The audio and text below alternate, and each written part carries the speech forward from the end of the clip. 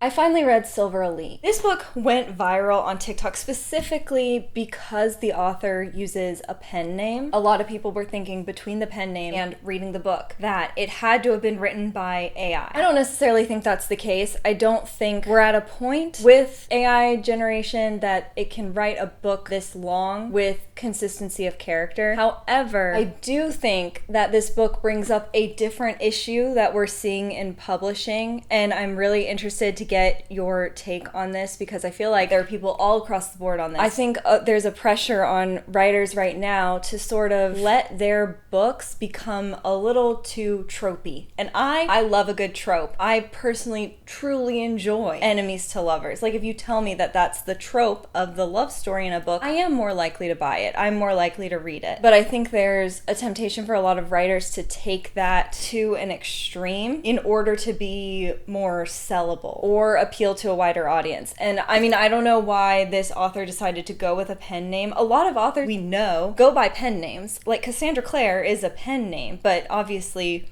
we see Judith Lewis. This might be someone who wants to protect their privacy. It might be someone who writes in a different genre and they were, worried about how they'd make the transition over to this. Like, I feel like there's a million reasons you could go with an anonymous pen name, but I feel like my bigger thoughts on this is not like, oh, it's someone hiding or it's AI or something. I feel like the issue with this book is more about being tropey. It was released this year, so we're really, I feel like, at the height of this whole discussion on TikTok where people will recommend books based on trope. And I don't necessarily think that's wrong. I think it's a good way to categorize things because it helps you quickly find what you're in the mood for. But I think this book shows what happens when you lean too far into that. If you have absolutely no idea what I'm talking about, Silver Elite is a dystopian, I would say new adult romance. Our main character, Wren, has special abilities that she has to hide and ends up becoming a spy and is essentially working as a double agent on the side of people who don't have powers called primes while communicating with other people who do have these powers. Overall,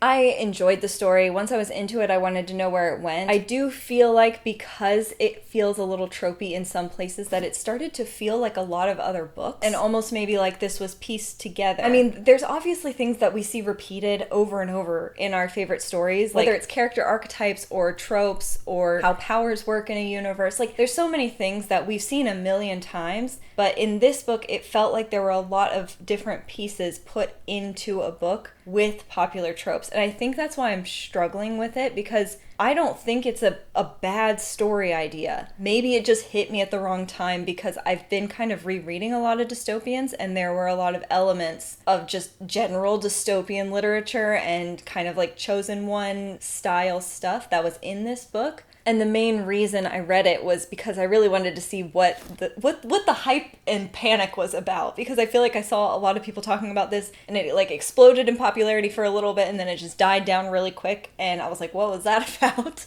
I'm not sure if it's a series. I know there's already a book 2 out. I would say it's most like Divergent and Fourth Wing. If you enjoy those stories, you'd probably like this book. To me, both of those stories had a little something extra that I personally enjoyed. And I can't always put my finger on it. That made them feel more unique to me than a lot of other stories that follow similar plot lines. Because to me, Divergent and Fourth Wing are very, very similar. I've made a whole video about it because I feel like they draw a lot of parallels to each other. And I think that's partially why I enjoyed Fourth Wing is because it reminded me so heavily of Divergent, which was like my one true love when I was a teenager. Like I love that book. And some of the criticisms that I felt for Silver Elite is what other people felt for Divergent. So I think in some ways, a lot of the times it matters when a book finds you. And maybe I wasn't in the best place for this one, and that's why it felt a little too similar to other pieces that I've read recently. However, we're gonna go into plot spoilers. I feel like that's enough intro for us here.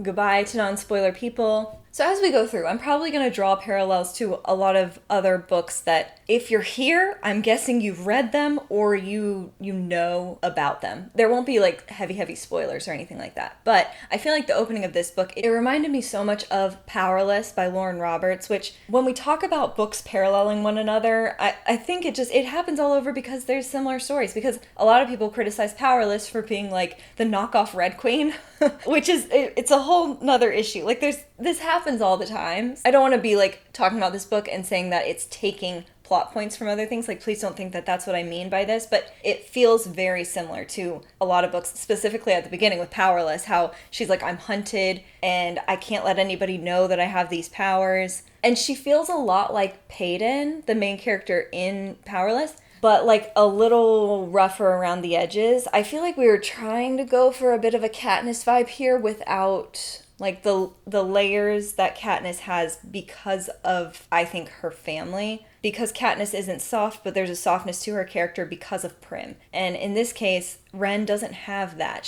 So she's a bit more reckless. She says herself that she's reckless and impulsive, and she says it quite a bit. And I think that might be something that frustrated me with her character, because I was like, could we be a little careful at all? You have these powers that are going to get you killed, and we're just out and about using them. One night, she's hanging out with like a soldier or something, and she normally hates soldiers. Like, she would never be friends with them because of who she is. But when she's on her way out, she ends up running into who will become our love interest, who happens to have dark hair, blue eyes, and smell like pine. And that's why I feel like when I started reading this, I was like, okay, so I feel like we are drawing on a lot of the like the tropes and what's popular right now, because that is quintessential main male character description. It's sort of just like a brief run-in, but anytime an author describes a main male character as being the most attractive man they've ever seen, I was like, we will be seeing you again, sir. Good day.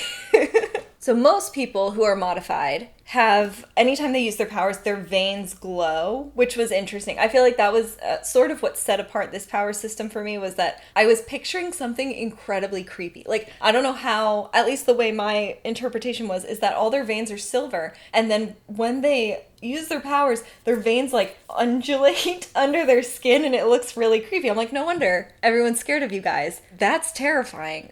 However, her veins don't glow when she uses her powers, and she has been raised by an uncle, he's like a family friend, is my understanding, who is modified as well, and he's also a sharpshooter. He was in, I'm gonna be honest, I don't remember, some sort of soldier capacity, I think, for the rebellion. Or he was a soldier before he went to the rebellion, but for whatever reason, he's a sniper, and he has taught Wren how to do it as well. And when she's out one day, one of the kids in her town gets attacked by a white coyote, and I thought that symbolism was going to come back around. It did not in this book. But when this happens, she's like, don't intervene. But she can't not. Like, she does have a heart. And so she shoots this coyote, and her being so good at shooting, shoots him right in the eye, that it ends up tipping off the soldiers in her area that she's either the sharpshooter that they've been looking for, or she's learned from the sharpshooter. And that's the more likely situation, since she's pretty young. And that leads right back to her uncle, who has been in hiding for like 20 years. They kill him, her Uncle Jim,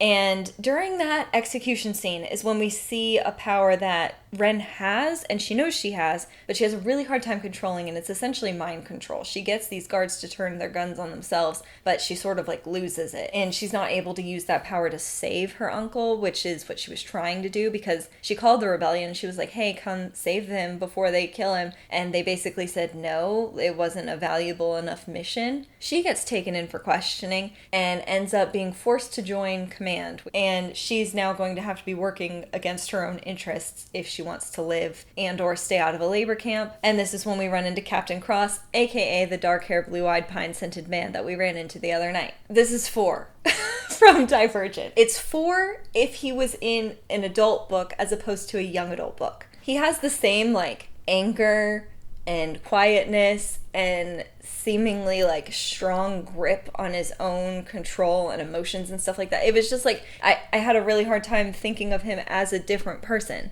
because of how similar he seemed in my mind. She's thrown in with all the other recruits into these barracks, which also feel like the Divergent setup, where they're all in the same room and they all have to like live together, except there's 2 separate sections, and instead of Dauntlessborn and initiates from other factions, it's just like the red team and the black team. And there's this basically a challenge at this point where there's 1 less bed than people. And one of the girls who she's kind of repeating training, she's like, yeah, this is to figure out who the bleeding heart in the group is. Like, if you're too compassionate, they're going to kick you out.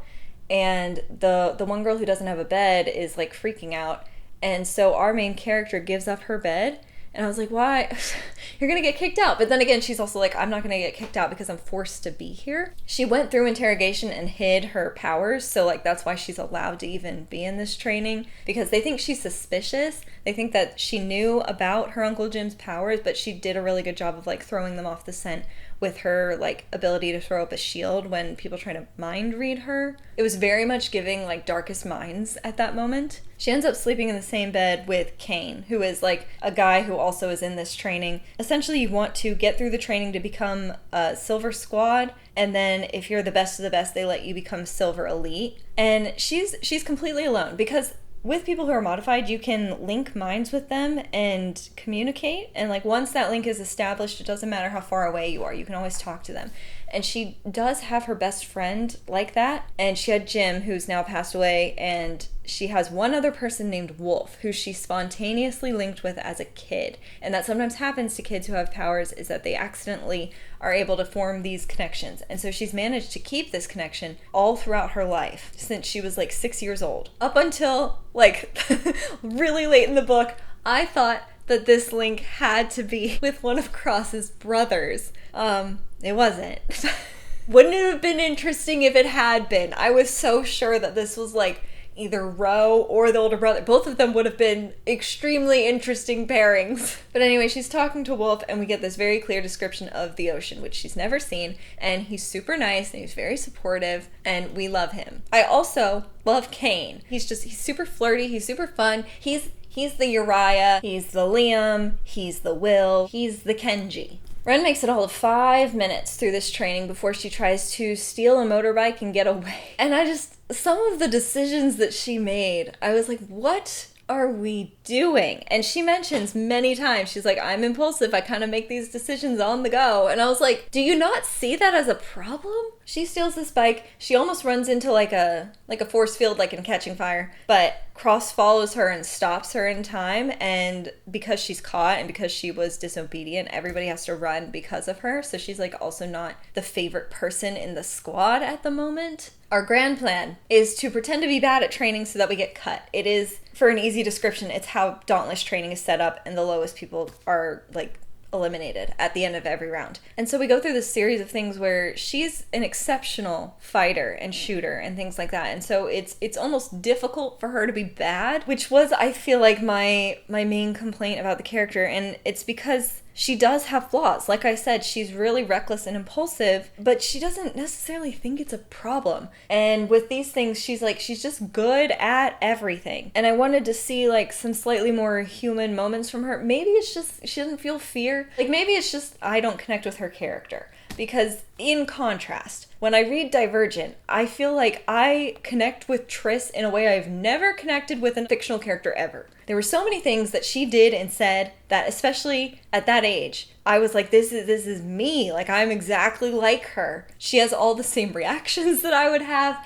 Whereas when I was reading Wren's reactions, I was like, are you not scared? Are you not worried? Do you not have any type of anxiety over this? You just want to be reckless and do whatever you want, no matter the consequences. I think maybe that's what is frustrating me about her the most, is because there were multiple times where, you know, I think it's fine to be mad at a character, and I think it's fine for your main character to be unlikable. But to me, I feel like the impression we were supposed to get was like, oh, she's so cool, like, she's the best at everything. Whereas, like, where I was reading it, I was just frustrated with her because I didn't get a true sense of her character in that moment. And maybe that comes in book 2, because sometimes that does. Sometimes you're really angry at a character in book 1, and that's what you're supposed to be, and then you sort of get more of those moments in book 2. But a lot of those moments where I feel like she was meant to be very, like, girl boss, they fell a little flat for me. And I don't fully know why. Maybe we rushed the intro, because a lot of her characteristics remind me of who we see Aelin as in the Throne of Glass series. Like, someone who's just so completely in control and smart and skilled. But when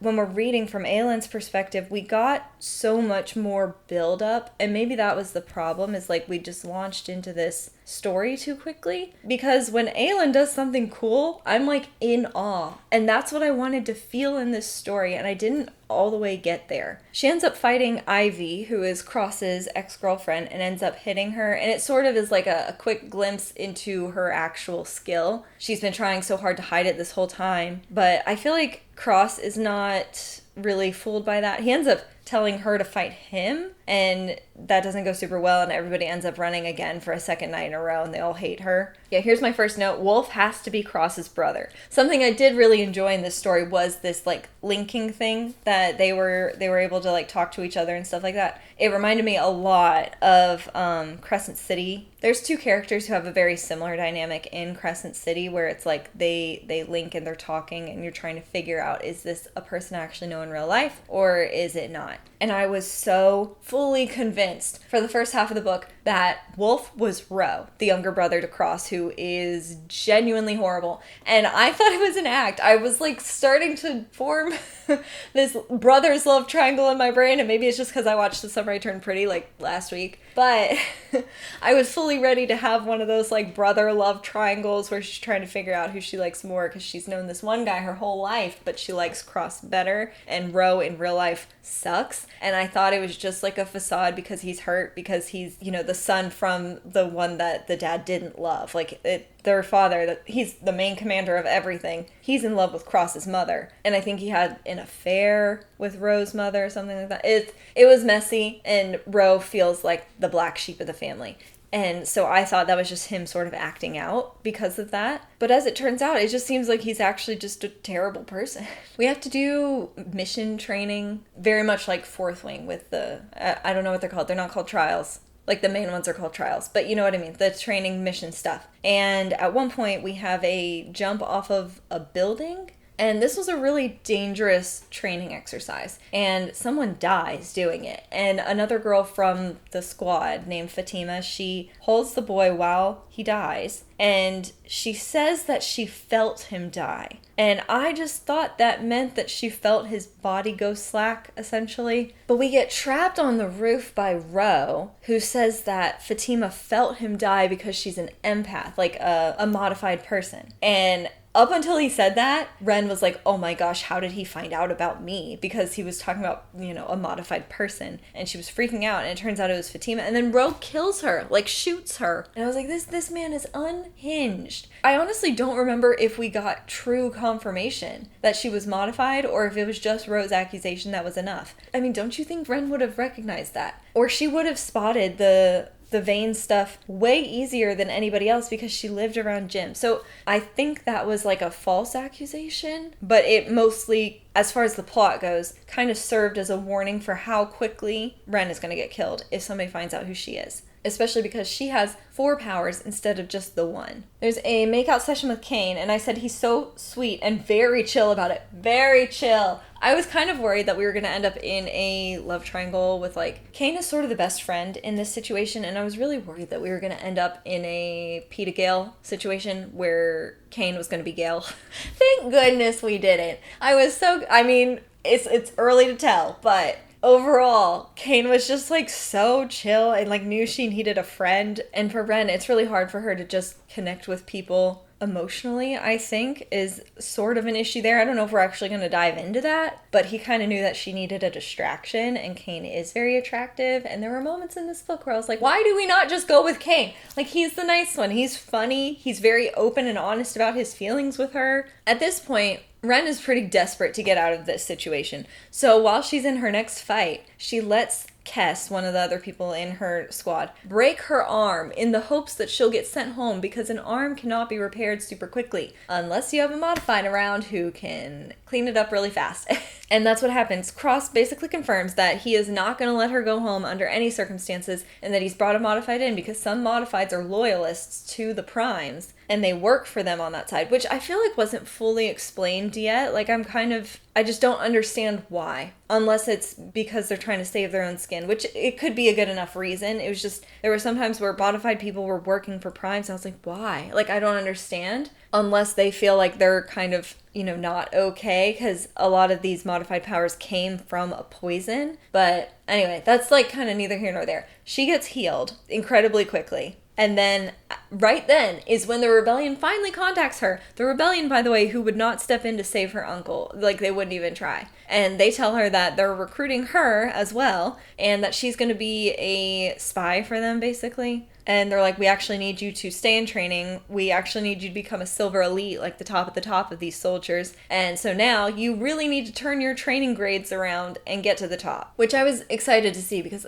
obviously we want her to do her best in training and show off. And I think she was waiting for that because it really did feel like Throne of Glass book 1 when we have Selena and she has to stay in the middle of the pack and she's like, I'm performing medium all the time, it's so annoying. And when she can finally like kind of show her skills a little bit better, it's so satisfying. And so that was nice to see in this story. However, she has her flaw, which is being impulsive and not being able to wait around and stuff like that. I'm like, girl, just relax. Like, they're in this training situation. She and Kaine get paired up together. The entire simulation, the goal is to see if you can wait for someone to come rescue you. That was the entire goal. I can't remember the exact name, but the mission is basically called Wait for Rescue. And they couldn't do it. Her and Kaine got paired up together purposefully because their superiors knew that the two of them were going to struggle to wait for someone to come and rescue them. And they did. They ended up like busting themselves out of whatever simulation it was that they were in. And their superiors were like, you fail.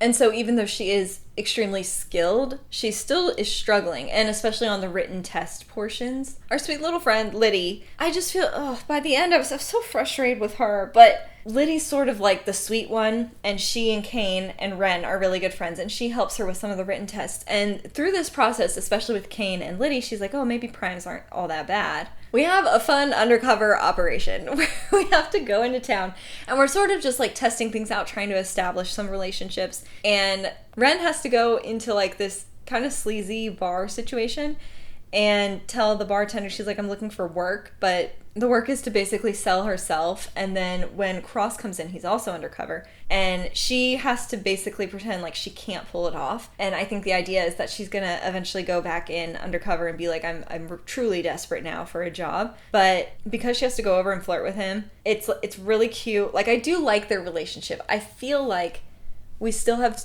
some bases to cover with them. However, it did get tied up nicely because a lot of it, when they were talking and stuff like that, I was like, I understand that you two think each other is extremely, extremely attractive, but we need to talk a little bit more. And by the time we got to the end and the two of them understood that they were Daisy and Wolf to each other, then that fills in a lot of the background information and like relationship building that we needed between the two of them because they have all these years of history. So we're like kind of officially together with Cross at this point, but nobody knows because he is her superior. Torture training sucked. We were with Ro and Ivy, who are two of our not favorite people, and they had to go through 5 days of torture training. It was very much like Iron Flame, like this similar vibes. Wren does pretty well. Like, there were so many things where I was like, I feel like we're glossing over the trauma that these things would cause a little too quickly. And maybe it's because she's in this like state of survival, very fight or flight, and maybe this is going to catch up to her eventually. But so far it hasn't. And she kind of encourages Ivy to get through this because Ivy has already tried to go through silver training before and she didn't make it because she failed in the torture section. But she makes it through this time. They all make it into like Silver Command, which is already like very high up in their military. And then there's 12 people selected to try and become Silver Elite. They're only going to take like 6, I think. Ro does not get in. Ro, who is Cross's younger brother and really, really wanted to be Silver Elite. I think it's mostly a I need to prove myself to my father type of thing. So even though he's in Silver Block, that's not really enough. And then at the next pit night, Ro ends up challenging Cross because he's angry. And I don't really like Ro's character at all. Though I do feel like Cross could have, I don't know, he's probably sick of Ro at this point, but I feel like there could have been a conversation there that would have mitigated a lot of Ro's anger. But Cross is like a superior fighter. Like, it doesn't even matter if Ro wants to fight him because Cross is better. The entrance test into Silver Elite is a all-out knockdown brawl with one other person. Very similar to the Red Rising test for people who want to go into like the gold training thing. You have to eliminate the other person to get through. And in this one, you're allowed to tap out. However, as we went into it, I was like, somebody is gonna die.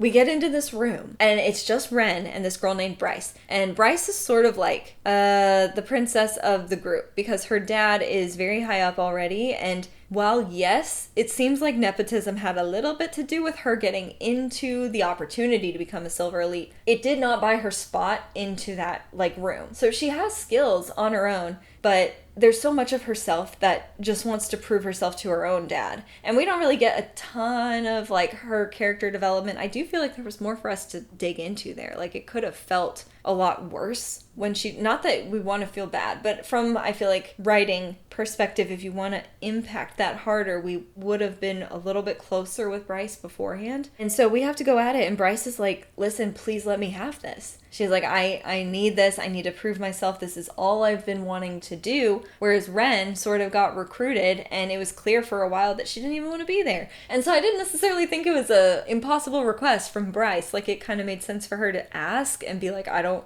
want to go through this fight with you. Please tap out. But at this point, Wren can't go back, and it's the entire rebellion is sort of waiting for her to get through this trial so that she can be in Silver Elite and really be doing some high-level spy stuff. And it quickly becomes clear to Wren that Bryce isn't going to give up. There's like no tapping out for her. She's determined to either come out of there Silver Elite or die. And those are her two options. And Wren really tries her best to incapacitate Bryce, just like physically, so that they can both get out of there. But she ends up hitting an artery in Bryce's leg and she bleeds out. And the kicker is, like, this part I feel like had a big emotional punch, is that Bryce's dad is coming through the hallway where his daughter is dead in the room over there. And Wren is freaking out. She's like, oh my gosh, like, he's gonna kill me. Like, how do I talk about this? The dad didn't care. He just kind of like nodded at Wren like, okay, like, good job. What the actual heck? I feel like we have to go talk to this guy more. It just seems like such a weird character thing if we're not going to meet him later. Tana, who is our best friend from home, who is also modified, she gets captured, and it seems like it's in part because Wren tried to tip her off that the soldiers were going to be coming, and they were like kind of going to be looking a little more closely for modified people in their hometown. And now Wren, it's not like a mystery to other people. They know where she's from. They know that she knows these people. And so she's trying to bargain for their lives, like to keep them from getting killed. So she tries to send them to a labor camp if they point out where these like tunnels are or something. But while we're doing this, we're hearing Tana through this like mental link, and she's like, please come help me, please come help me. And she ended up killing a silver guard who attacked her. Wren is like, I'm gonna take the blame for this and say that I found him attacking you and that I killed him, to try and like save Tana's life, because she's already kind of in hot water. So if they find her over the body of a guard, like, there's really no question about what happens to her. This does not fool Cross. He knows that she's taking the blame. He doesn't call her on it publicly, but he does know that like something's up with that situation. And Tana gets taken to a labor camp and she is pissed about it. And she's like, I can't believe, Wren, that you would let this happen to me. And I was like, she's doing her best. Like, what do you mean? The other alternative was death. And I felt like that was really unfair on Wren's part to be upset about that. Not that it's like okay that she was going to one of these camps, because they seem very abusive. Like, it's not okay that she's going there, but it also, like, given the choices, I think Wren did the best that she could for her at that moment and was gonna try and help her later. Anyway, we go and spend time with Cross, and Cross's mother, we think, is modified and has had her brain scrambled, because this is something you can do to the modified. I forgot what the official term is, but basically it's like messes with their minds, and the powers are so bad, and it just all gets scrambled up until they can't function as a human being anymore. And his entire life, Cross has been like, oh, she's schizophrenic. The way he treats her feels very much like a Shatter Me dynamic. That's what I was getting from the family as a whole, was like the dad whose approval is unattainable, but still his son is like his prized possession and best commander and stuff like that. And then the mom who's super sick, we're trying to fix her. His mom is from the coast. This is very important. We're in the house and his mom is from the beach, and there's this picture of the beach, and it's exactly the way that Wolf describes the beach. And this is when Wren is like, oh my gosh, Cross might be Wolf. And at this point, I was still fully convinced that it was one of the brothers. I was like, yeah, it could also be the older brother whose name escapes me. It starts with a T. And I was like, and he's also the worst. Like, maybe it's not Ro, because Ro would not have gone to the ocean with the family the way that Cross and his older brother would have. So maybe it's this other guy who's also horrible. And if we know anything about brother love triangles, it's usually the older one that wins. Yeah. She thinks Cross is wolf. Nah, it's gonna be one of the brothers.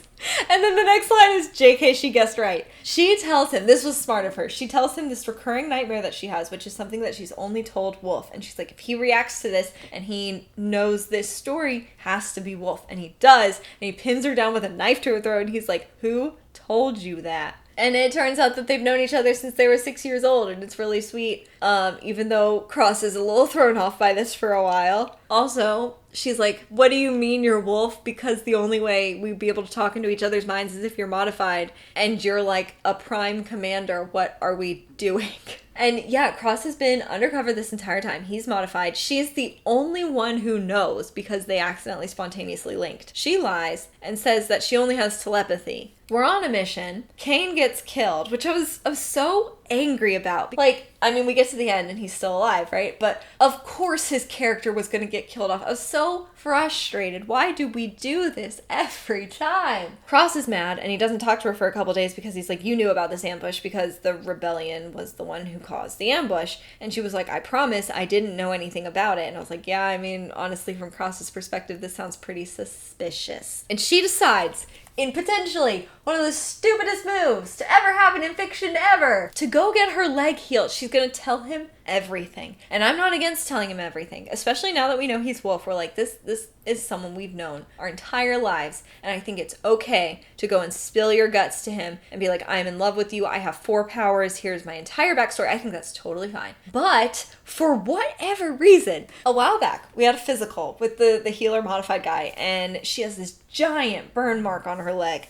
And the reason she has it is because her uncle, when she was really young, made sure to burn her with this boiling water because anyone who's modified has a blood mark on them. And she's like, because she has the burn, you can't see the blood mark. And because she doesn't have the vein thing, she is completely undercover. She is good to go to pretend she's Prime for the rest of her life as long as a mind reader doesn't get into her mind, and she has it on lockdown. She's good to go. And then, to prove her love to Cross, she goes to the healer and gets this thing healed so that her blood marks are visible again. What? And I was like, why? Why would you do this? Because the only way to hide them again would be go through this extreme amount of pain, traumatic amount of pain. And she goes and she talks to Cross and he's like, why did you do that? And she was like, well, like, I'm kind of impulsive and I just wanted to show you how much I love you and no one else is gonna see. And I was like, you want to bet? Like, it was just so stupid. Like, it was just such a dumb move. I couldn't believe it. I was like, let's have the love declaration. Let's have you two really connect emotionally and finally get over this hurdle and maybe even pull Cross over to the rebellion.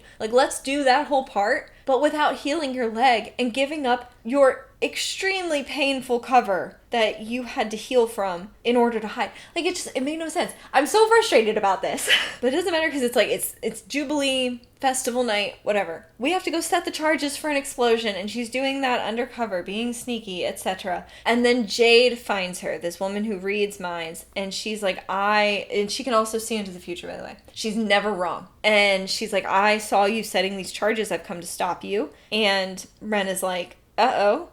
She's been caught. And so she ends up using her inciting power. Like, she actually does it. It's really hard to get into somebody else's mind and make them do what you want. But she manages to do it, and she manages to get Jade to kill herself. And she freaks out, and she calls Cross, and he comes, and he's like, I'm going to clean up this situation. He's basically doing for her what she just did for Tana. And he's like, you need to go to the party so that people don't know you were here. And she's going to go get ready, and she's like very discombobulated, and she forgot that Liddy was going to be coming over to do hair and makeup beforehand. Had she have kept her bird mark, this would have been a cute little girl's moment with Liddy. But no. Liddy opens the door before she can cover up, and she sees the blood mark, and she's like, what is that? What is that? And like freaks out. And Liddy's like, oh my gosh, you're modified. And to her credit, Wren comes up with a story really quick. She's like, they know this, Cross knows this, the commander knows this, I'm supposed to be part of this unit and use my powers like I'm a loyalist, whatever. Then, because they're in the barracks,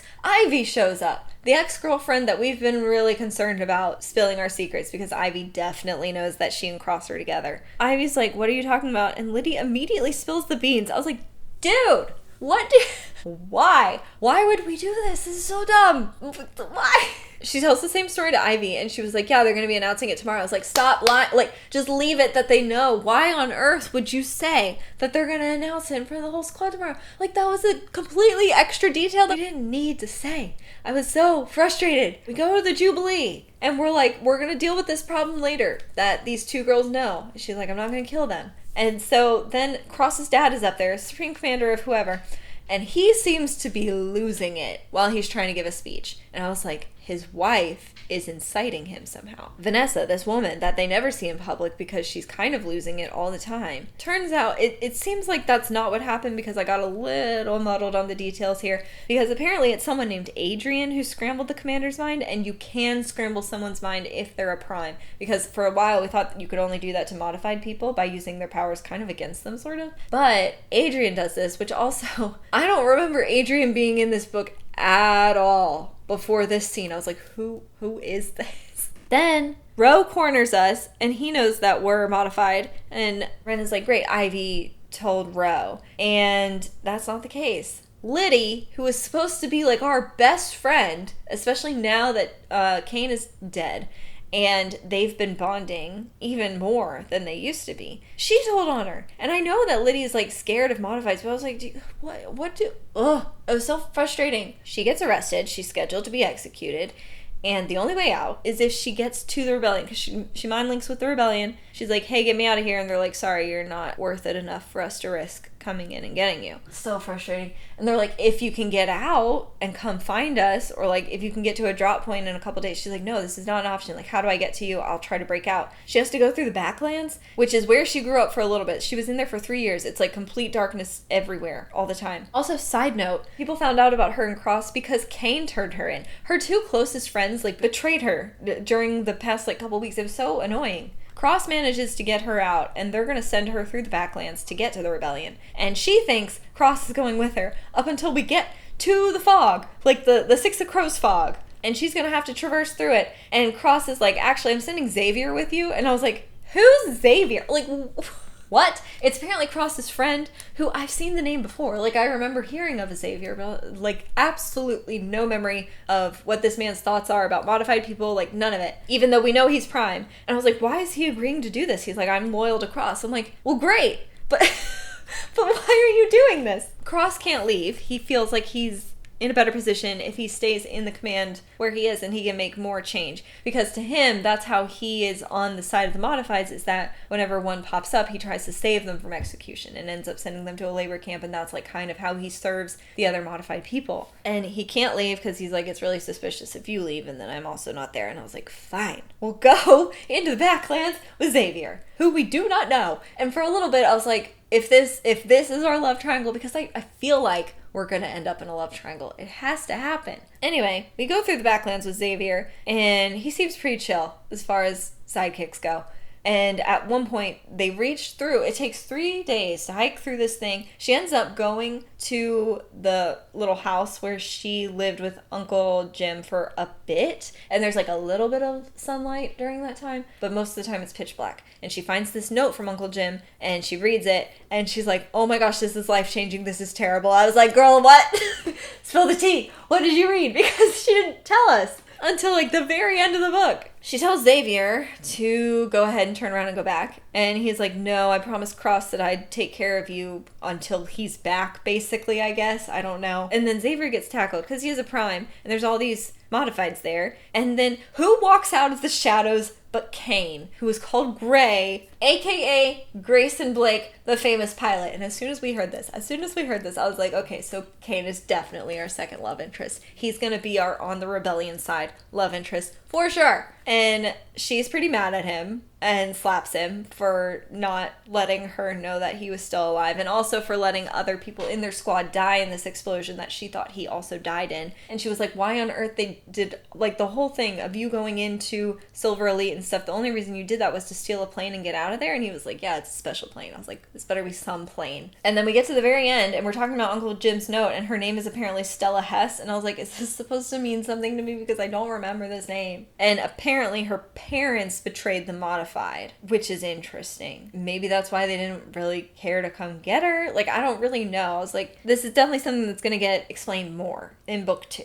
But yeah, it just ended on a slightly frustrating note where I wanted to know a little bit more. But I assume it comes in book 2 where we learn a little bit more about this, and now we're separated from Cross, which is a perfect opportunity for Kaine to slide in there and become our second love interest. And you know, I'm not mad about that. Normally, I feel like I've read a lot of love triangles, and sometimes I just want to break from them. Like, I don't want to deal with the tension that comes with having the two. However, I do think it'll be interesting to mind link with Kaine and have both of these guys in her head. Overall, I feel like all the scenes that we had, they felt very similar to other book scenes. And I think that's where I had a slight issue with the book generally, because it felt like it was built out of favorite scenes from other things. I don't know if that was intentional. I know that it is so easy to start writing and be writing a scene, because I've done this before, where you're writing a scene, you're like, oh, this is exactly the same scene out of this book that I really like, and I just rewrote my own version of it with these characters. And I know that that can happen, and that, you know,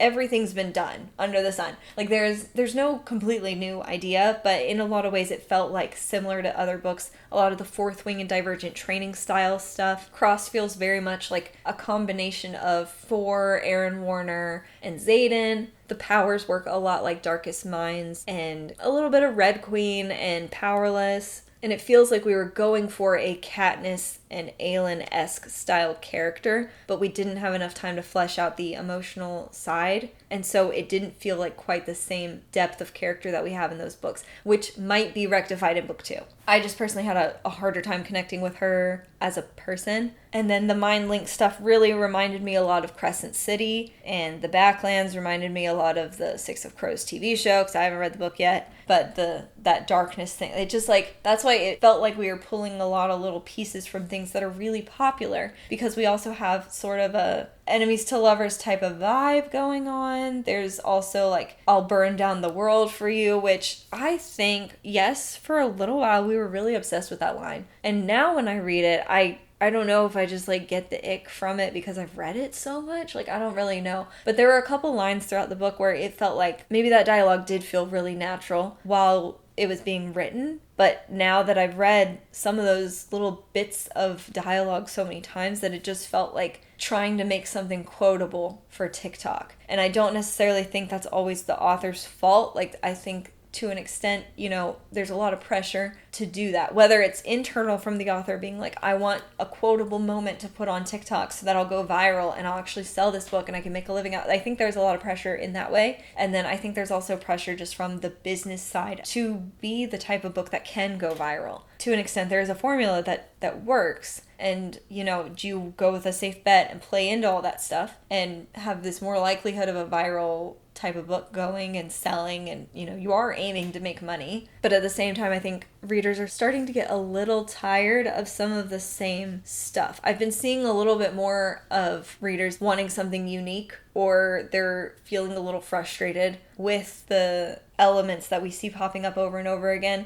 that seem to be in books now solely because they went viral previously and we're now trying to play into that popularity. It's hard to tell because it is like a creative work of fiction, but because it was published this year, there was plenty of time for all of that stuff to be viral. And now that it's in a book and it feels like a lot of it got collected and put into a book, that it didn't hit the way I wanted it to. I still like the book. Like, I'm fired up over the characters, obviously. I'm just a little annoyed with Wren at the moment. And Cross is similar to For and Aaron Warner and Xaden, all of whom I love. So it's not like I dislike the story or the characters of the book. It just feels like it's missing its own thing right now, and I'm hoping to see that come through in book 2, because right now it does feel like it doesn't quite have its unique selling point, and I think if we can get there, it'll really round out the story for me. And also, like, if I could see a little bit more of maybe vulnerability from Wren, that would also be helpful. which maybe we'll get with Kaine, which would be interesting because that would definitely push us a little bit more to his side, because right now I'm sure we're all strongly planted on Team Cross because there hasn't been a clear secondary person yet. If you like this vibe, because while I was reading, I was like, this story feels pretty similar to Watch Me, which is the new Shatter Me book. However, this book is funny. I didn't really think that Silver Elite was funny, and I think it was missing that little bit for me because Kaine is our comedic relief. But if you want a main character who is quite funny and you like this kind of story setup, highly recommend Watch Me. It was one of my favorite reads of the year. I still think about it on a regular basis. Please let me know your thoughts. Do you feel like this was similar to other books you've read? Was this your top read of the year so far? Like, I feel like there could be such a spectrum to this. Let me know your thoughts on the tropification thing, because I don't want to go too far into that and be like, oh, all the books written these days are just because of the tropes, and because I don't think that's true. And I think tropes are going to be there whether or not TikTok is around to push them or not. But I think it'd be naive of us to say that authors don't feel the push to include tropey stuff more heavily than they maybe have in the past. Oh, I've been talking for a while. Okay. It'll probably be a while before I get to book 2 of this one. It doesn't feel quite as pressing as some of the other stuff that I want to read, which includes Quicksilver. I've been hearing stuff about it all over the place, and people are obsessed. So I want to read that one. Please like this video if you liked it. Click subscribe if you want to talk about more book stuff. My name's Katelyn. Thanks for watching. Bye.